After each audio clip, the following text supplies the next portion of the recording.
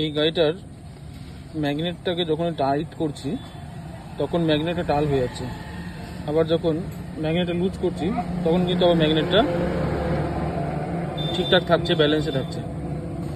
দেখতে পাচ্ছেন কতটা টালে আছে ম্যাগনেটটা।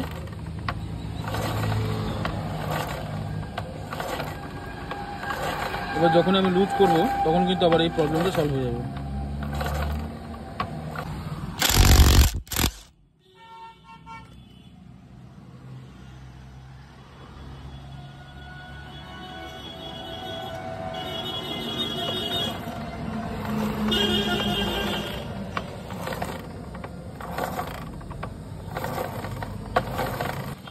এখন ম্যাগনেটটা লুজ করা আছে, দেখুন এখন কতটা ব্যালেন্স চলে এসছে, পুরোপুরি নিউট্রালে আছে।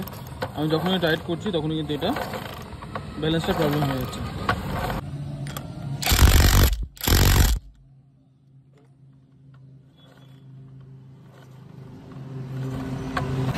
দেখুন টাইট করার পর কিন্তু আবার ম্যাগনেটটা টাল হয়ে গেছে।